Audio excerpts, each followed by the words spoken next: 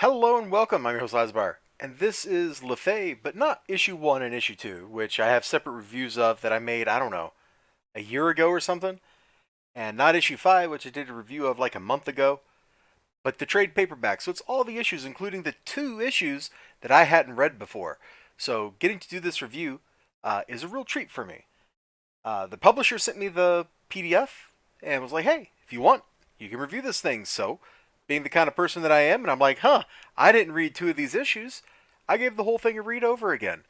And I had more fun this time than the first times I read issues 1 and 2 because I kind of knew where things were going because I'd seen the very end of the story.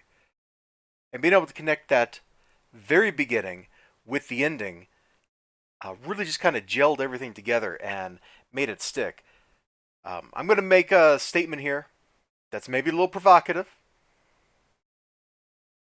I think it reads better as a trade paperback than single issues.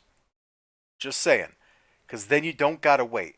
Some stories are fine in single issues because they're episodic and the stories are not intimately woven together. This one, though, everything's woven together. Here's the cover, by the way. We're looking at this cover here, and I'm not even saying anything. It's a pretty cool cover. I don't necessarily know that this cover really kind of tells you what's going on through the book. Like, I'm not sure what all this is back here, but it looks kind of cool. She's got lightning out of her eyes, so you know, like, she's not exactly normal. And she's definitely got like an attitude, a little slovenly. It tells you a lot about the character right here. She drinks. So, pretty good cover. Pretty good cover. I just am kind of stuck looking at this thing in the background and not really knowing what it is off the top of my head. All right, anyway, let's scroll down here so you can see like the list of all the peoples and what they did. Got it? All right, we're going to jump ahead to page 4. We could have jumped to page 3, but it's just the cover again, so there's not much point to it. So we have a house, dude breaking into the house, whoosh, some kind of big magical explosion, and now the dude is leaving with a little pet carrier thing. All right, this is how the story starts, with a burglary and probably a little bit of murder. When we scroll down to page 5, we actually jump back in time. So here's Merlin the Wizard fighting Morgan Le Fay, and these little vignettes taken from the past are at the start of, I think, all the issues. They really help establish the relationships between some of the characters.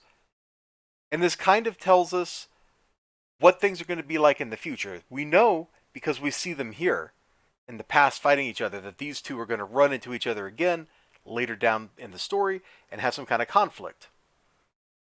How do I know that? Because there's this rule called Chekhov's gun. If you show a gun in the first act, it has to be fired by the end of the play. So we know, because we're spending the time, spending the page, spending the art, spending the budget on introducing these two characters or interactions, they're going to have to interact again. We're going to skip ahead a little bit here, especially past page 9, which I was doing a live review of the first issue of LeFay as a stream, and the stream got taken down as soon as I got to page 11, because there's like a little side boob, but a little teeny tiny hint of some Ghibli bits, and apparently that's just too much for YouTube. So we're just going to skip that, and we'll go to page 11, which is where we really start getting things together. And we're jumping here to kind of introduce some characters. So you've got Morgan Le Fay. You got her little buddy friend dude. I forget if he's a leprechaun or a goblin or what, but anyway, he's hanging out here and he's got like all kinds of magical tricks. Got this big dude, and they're gonna go meet the 3, like the weird sisters, the 3 witches, to get the job because they called her. They're like, "Hey, we need you to do something for us," and she works for them, so she's gonna go see them. It all makes sense, right? Right. I'm not actually gonna show you the 3 witches just yet. We're gonna skip ahead. So what do? They send her to, you recognize this little farmhouse? Yeah, it's the farmhouse from the very beginning of the show, or the story. And we know it's the one where the murder happened. How do we know? Well, police tape, blood everywhere. All these bloody footprints, only ones that have boots, so we're looking at sole assailant, and no bullet holes, or teeth, and no claw, or teeth and claws. No one said the killer had to be human. So now she's looking at who is this mysterious killer, right? So it starts off kind of like a little detective story, and I thought that's where the story was really supposed to go. When I read the first two issues, like I kind of thought that's where we were going with this, but it's just the setup. It's the background for the main event. Jump ahead a little bit here. Dude, why did you like zip over? Why isn't everything just lined up? So here's our assailant from the beginning of the book. And he's trying to sell, or he's trying to make a deal with a little dwarf dude here. And he's like, no, I want more money. We had a deal. That was before I knew what it was. £500,000 ain't gonna cut it no more. So, not only does he murder people, but he's also unethical, and he doesn't believe that a deal is a deal. Really a shame. Really a shame. You can't hire like good criminal scum anymore. So now, who is our mysterious assailant? Oh, look, right here. So this is just kind of set up like exactly who this dude is, Spring Hill Jack. So this lady's like being assailed by these three dudes. There's some whoosh, and then you're lucky I happened along.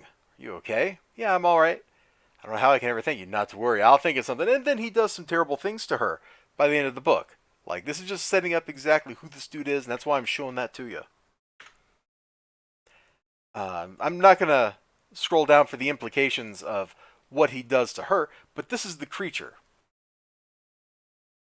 And you can see how serious the creature is, because this guy who has literally just murdered, some people and is about to do terrible things, says that this little chubby tentacly thing is a threat to all life as we know it. So this creature is super serious business. Everybody wants it because it is super serious business. Those witch ladies that you haven't seen yet, they want it. The dude who's trying to make a deal with Spring Hill Jack, he wants it. Spring Hill Jack wants to sell it to somebody for a lot of money. Everybody wants the little monster because the little monster is just that big of a deal. Let's get over here. Here's the witches. I wanted to show you this as the introduction, just so you could like kind of see the kind of people that you're dealing with here. No, please, why are you doing this? Rips his face off.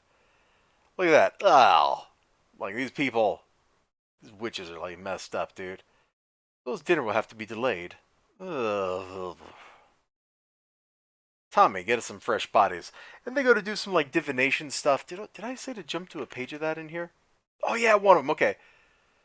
I gotta be real careful showing pages in this book because there's a lot of pages that show stuff that YouTube doesn't like. But anyway, right over her head are like two people who've just been murdered. Blood's rained down. They're using the blood to do crazy magic stuff. And the crazy magic stuff is, hey, here's Morgan LeFay hanging out at like this farm, getting backstory, learning stuff, and more importantly, getting ready to continue on to the next part of the plot. And I'm trying to be vague about some of the plot points, but here's the next phase of the plot. We got these dude with the bow, we got her. It's the wild hunt. Hey, they can hunt down literally anything you want.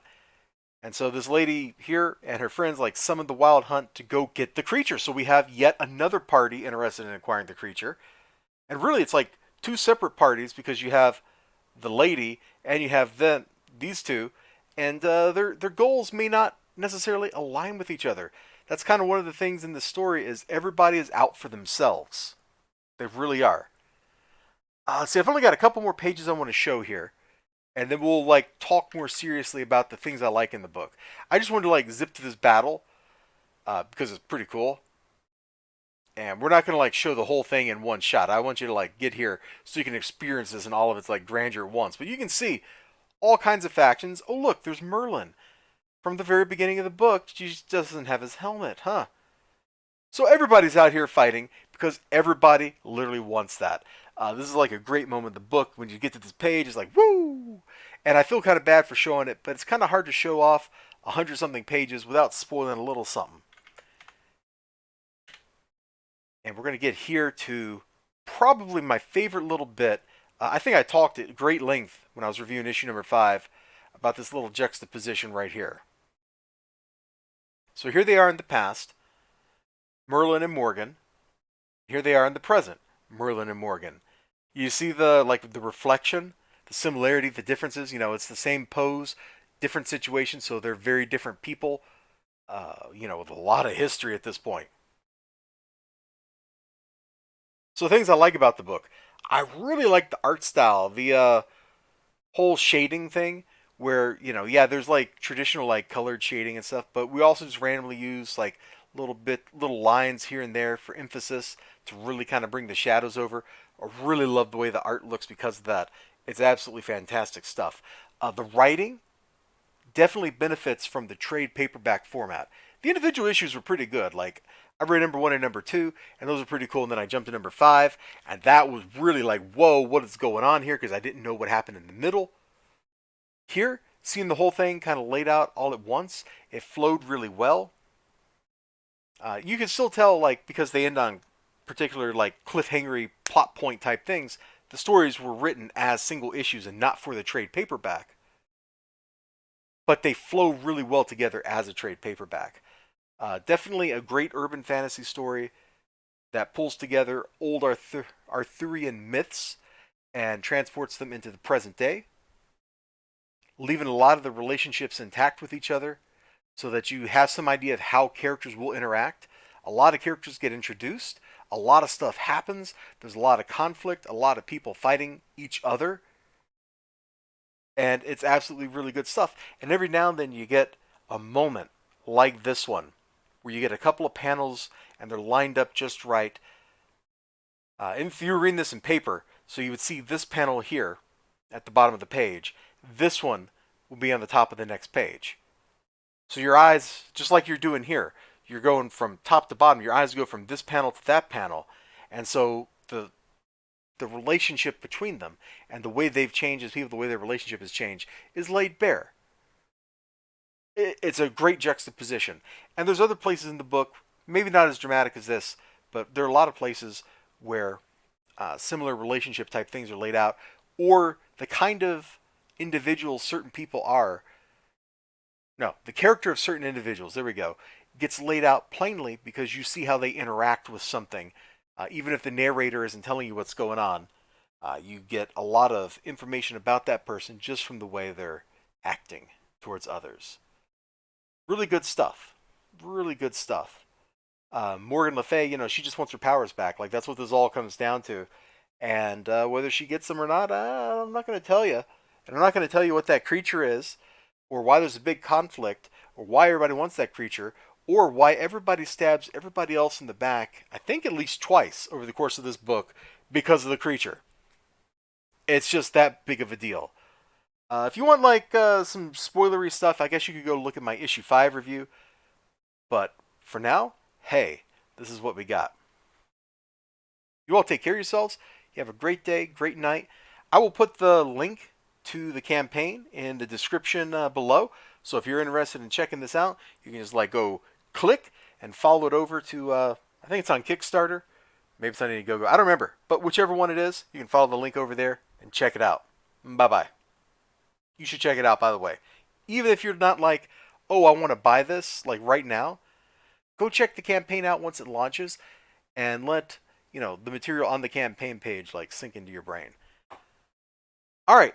Let's see, I did my full disclosure at the beginning of the video. I was given this for free, so if you think that has changed my opinion or whatever, hey, that's on you. I just try to tell it like it is. You all take care of yourselves, and bye-bye.